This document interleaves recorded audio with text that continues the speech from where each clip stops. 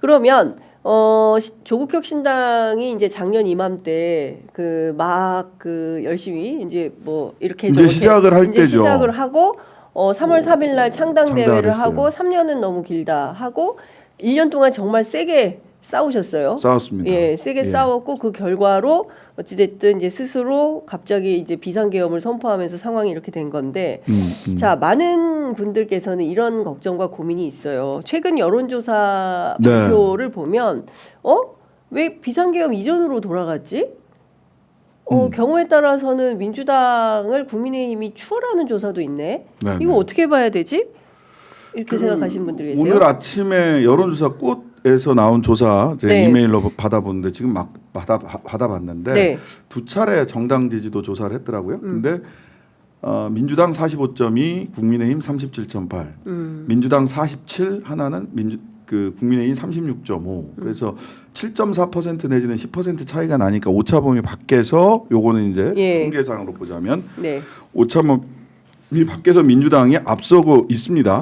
하지만 탄핵이 막 됐을 때, 계엄령이 터지고 탄핵이 됐을 때 민주당 지지율이 50%를 넘어갔던 지지율이 있었어요. 그에 비해서는 조금 빠졌고, 그 다음에 무당파로 빠졌던, 원래 국힘에서 민주당으로 또는 야당으로 바로 넘어오지 않거든요. 무당파로 빠졌다가 이쪽으로 가는데 무당파로 빠졌던 층이 복원되고 있는 것은 사실로 보여요, 국민의힘 쪽에. 그런데 우리가 이제 이걸 봐야 됩니다. 이제 두 가지 측면을 동시에 봐야 되는데, 첫 번째는 숫자 그 자체보다는 추이를 보라고 했는데, 여튼 보수는 결집했는데 진보는 아직 다 결집하지 못했다라고 보이는 게 맞아요.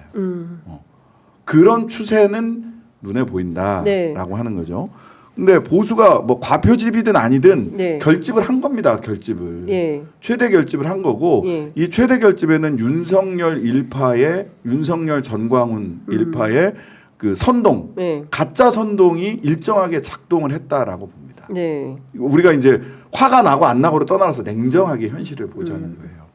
그리고 이거는 어떤 조건에서 발생한 일이냐면, 이미 저쪽도 윤석열이 탄핵되는 것은 기정사실로 받아들이고 있는 겁니다. 제일 먼저 지금 조기 대선 얘기한 데가 홍준표 시장을 비롯한 오세훈, 국민의힘, 후보들이에요. 조선일보, 중앙일보 이런 데예요. 거기서 다 여론조사 이거 하고 있는 거잖아요. 그쪽에 뭐 여론평판연구소니 공정이라니 전혀 평판을 반영하지 않고 전혀 공정하지 못한 두 개의 여론조사를 안 믿는 건 저는 이건 좋지 않은 판단이지만, 여기는 너무 튀니까. 하우스 이펙트가 있는 회사들인 거죠. 왜냐하면 그 윤석열 지지율이 호남에서 35%가 막 나오더라고요. 지금까지 그쪽 당 대선에서 제일 높은 지지율을 받은 게 윤석열이 지난 대선에 봐서는 12%예요. 근데 지금 윤석열 지지율이 35%가 나온다. 김문수가 1등이다. 그래서 그 조사는 저는 국민의힘이 꼭 믿었으면 좋겠다. 김문수 화이팅. 나왔으면 좋겠어. 여튼 그렇게 이제 대선 국면으로 가버린 겁니다. 대선 국면으로 갔는데 이 여론조사 결과가 왜 이런 조사 결과가 나오냐면 이 효과를 보셔야 돼요. 윤석열이 있었어요. 윤석열과 이재명 대표라고 하는, 또 야당 조국 대표를 포함해서 야당과 윤석열의 대응이 있었는데, 이게 조기 대선 국면으로 가고 윤석열은 탄핵됐다고 생각하는 거거든요. 그러면 어떻게 됐느냐? 국민들이 이제 이재명만 보이는 거예요. 그리고 그 구도를 끊임없이 재생산하고 있어요. 국민의힘 쪽에서. 그걸 아주 슬로건화한 게 뭐냐면, 그래도 이재명은 아니다. 그렇죠. 라는 게 그들의 생각이고, 그 선전을 계속 해왔어요. 점점 더 강화되고 있어요. 국민의힘 의원들도 그런 얘기를, 그래도 이재명은 아니다. 그리고 뭐 예를 들면 왜 이재명 조국은 구속 안 시키냐 라고 얘기를 해요. 조국은 이미 지금 감옥 가 있고요. 그 다음에 내란죄라고 하는 불소추 특권으로도 봐줄 수 없는 죄를 저지른 자와, 그리고 끊임없이 증거인멸을 시도하고 있고, 끊임없이 그 체포당하지 않게 이제 도주 우려가 없다라고 하는데 농성전을 벌였잖아요. 그렇습니다. 도주 우려보다 더한 겁니다. 나는 숨지 않고 총칼 들고 나 체포하는 걸 막을 거야 라고 했어요. 그럼 이건 도주 우려보다 더한 공무집행을 정면으로 거부하는 일이거든요. 근데 이런 거와 사회적 법익 내지는 개인적 법익을 침해한 조국 그런 혐의로 기소된 네. 사람을 동등 비교를 하는 겁니다. 계속해서 그런 동등 비교를 해요. 네. 말이 안 됩니다. 그런데 저는 이 국면에서 그래서 이재명이냐 아니냐 선거로 가 있는 거예요. 근데 구도를 그렇게 짜고 구도를 있는 그렇게 거죠. 짜들어간 있죠. 거예요. 예. 구도를 그렇게 짜들어갔는데 예. 저는 여기서 며칠 전에 이재명 대표가 회복과 성장을 이야기했어요. 네. 근데 저는 이 구도대로 선거를 치르는 게 적절한가에 대해서 고민을 해봐야 된다.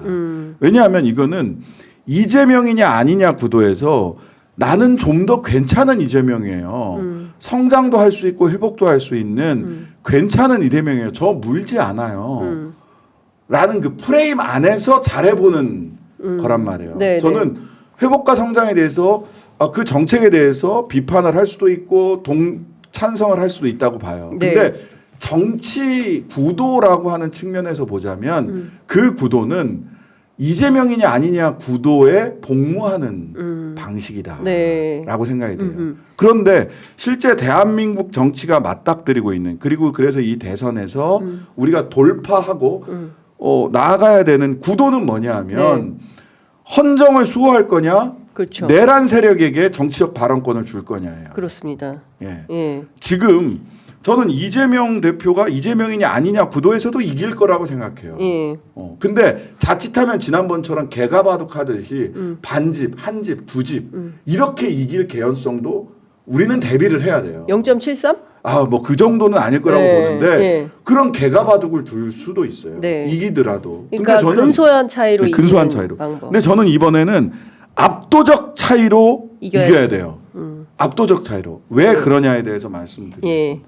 지금 저는 한국 정치, 한국 민주주의가 30년을 좌우할 위기에 처해 있다고 봅니다. 네.